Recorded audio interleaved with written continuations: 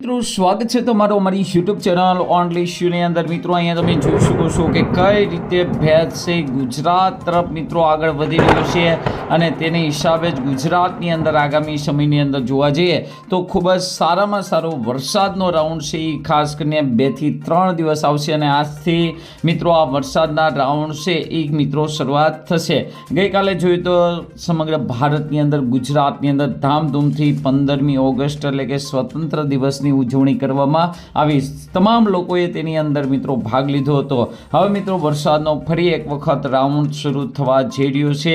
અહીંયા તમે લાઈવ પણ જોઈ શકો છો। ગઈકાલે જો આમ તો જોવા જઈએ તો 70 જેટલા તાલુકાની અંદર વરસાદ પડ્યો, ક્યાંય પણ મિત્રો 1 ઇંચ સુધીનો વરસાદ નહોતો પડ્યો, એટલે કે વરસાદે બ્રેક મારી હતી। પરંતુ અહીંયા તમે જોઈ શકો બંગાળની ખાડીમાં બની રહેલી હળવી સિસ્ટમ મિત્રો આજના દિવસથી 2 દિવસ માટે ગુજરાત ઉપર અને રાજસ્થાન ઉપર અને મધ્યપ્રદેશ ઉપર રહેવાનું છે, જેને લઈને ગુજરાતની અંદર ખૂબ જ સારો વરસાદ જોવા મળશે, જે તમે લાઈવ પણ જોઈ શકો છો। તો આજના વિડીયોમાં આપણે વિગતવાર માહિતી સાથે જ વાત કરવાના છીએ કે ખાસ કરીને ગુજરાતની અંદર 2 દિવસ વરસાદ છે તો કયા કયા જિલ્લાની અંદર વરસાદ પડશે। ત્યારબાદ મિત્રો ખાસ કરીને 17 તારીખથી મઘા નક્ષત્ર શરૂ થઈ રહ્યું છે। મઘા નક્ષત્રનું વાહન મોર છે।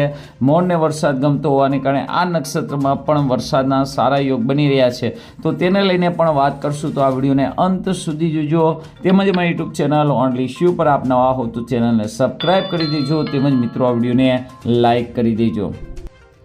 તો અહીં તમે લાઈવ પણ જોઈ શકો છો બંગાળની ખાડીની અંદર આજના દિવસે એટલે કે 16 તારીખની આસપાસ મિત્રો સાયક્લોનિક સિસ્ટમ બની રહી છે। ગુજરાતની અંદર પણ તમે જોઈ શકો છો ક્યાંક ક્યાંક બ્લુ કલરના ભાગ દેખાઈ રહ્યા છે અને આ ભાગ બતાવે છે કે ગુજરાતની અંદર વરસાદ જોવા મળશે। જો કે વહેલી સવાર નહીં પરંતુ બપોર પછીની જો વાત કરવામાં આવે તો તમે જોઈ શકો છો ગુજરાતની અંદર ખાસ કરીને કાઠિયાવાડની અંદર એટલે કે સૌરાષ્ટ્રની અંદર દરિયાકાંઠાના ભાગો, તેમજ મિત્રો પાટણ બનાસકાંઠાના ભાગો છે, તેમજ મિત્રો સુરેન્દ્રનગરના કેટલાક ભાગો છે, આ સિવાય દાહોદ, ગોધરા, અરવલ્લી, સાબરકાંઠાના ભાગો છે, તો આ વિસ્તારોની અંદર છૂટાછવાયા વિસ્તારમાં ક્યાંક ક્યાંક વરસાદને લઈને મિત્રો આગાહી કરવામાં આવી છે। ત્યારબાદ મિત્રો 17 તારીખની આસપાસ પણ તમે જોઈ શકો છો દક્ષિણ ગુજરાતની અંદર ખૂબ જ સારો વરસાદ પડી શકે છે।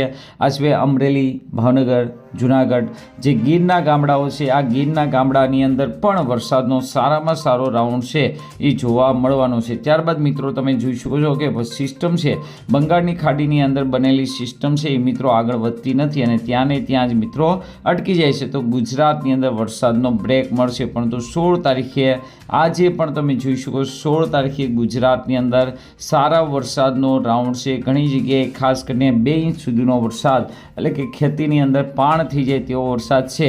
લકી ડ્રો પ્રમાણે મિત્રો આપણે કહેતા નથી તમામ વિસ્તારમાં મળશે, પરંતુ ખાસ કરીને 25% થી લઈને 75% જેવા ભાગોની અંદર વરસાદ જોવા મળશે। પવનની ઝડપની પણ મિત્રો વાત કરી દઈએ તો પવનની ઝડપ છે એ સરેરાશ મિત્રો દરિયાકાંઠા કરતાં મિત્રો દરિયાકાંઠે વધારે રહેશે।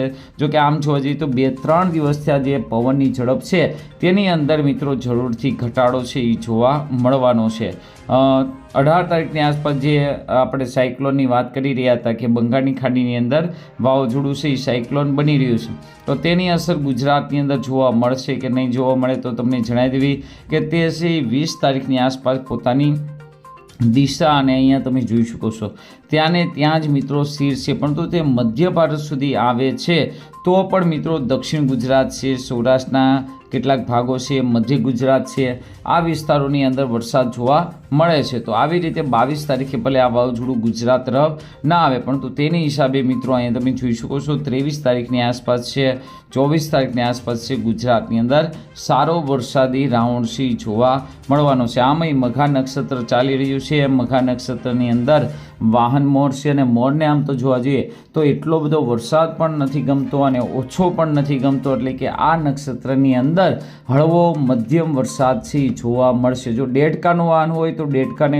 ખૂબ જ વરસાદ ગમતો અને કારણે જોરદાર વરસાદ પડે, પરંતુ અહીંયા તમને ખાસ કરીને મોરનું વાહન છે તો હળવો મધ્યમ વરસાદ જોવા મળે। અને ત્યારબાદ મિત્રો અહીંયા તમે જોઈ શકો વરસાદની ધરી કંઈક આવી રીતે પહોંચી ગઈ છે, સાથે સાથે કેરળથી લઈ ગોવાથી લઈને છેક મિત્રો ખાસ કરીને સુરત દિવસ સુધી એક ટ્રમ્પ રેખા પણ બની છે, તો તેને લઈને કાઠિયાવાડની અંદર, સૌરાષ્ટ્રની અંદર કન્ટિન્યુ વરસાદી ઝાપટા ચાલુ રહેશે, જે ખેતીના પાક માટે અમૃત સમાન જોવા મળી રહેશે. અને તમે જોઈ શકો છો કે 27, 28, 29 તારીખની આસપાસ જે વાવાઝોડું, જે સિસ્ટમ બની રહી હતી, તે પણ મિત્રો ગુજરાત તરફ આવે તેવું લાગતું નથી. જો ગુજરાત તરફ નહીં આવે તો ગુજરાતની અંદર જોઈએ એવો ભારે વરસાદનો રાઉન્ડ નહીં આવે, બાકી શ્રાવણીયા સરોડાસી ચાલુ રહેશે.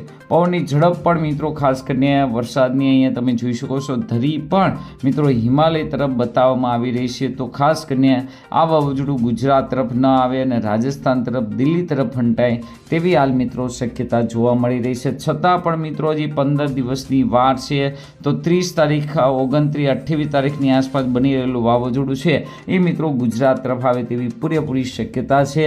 અન્યથા રાજસ્થાન તરફ જશે તો પણ ગુજરાતની અંદર મિત્રો ખાસ કરીને ઉત્તર ગુજરાત, કચ્છની અંદર સારામાં સારો વરસાદી રાઉન્ડ જોવા મળવાનો છે. તો આજના વિડીયોમાં મિત્રો આટલું જ. અસ્તુ. જય હિન્દ, જય ભારત.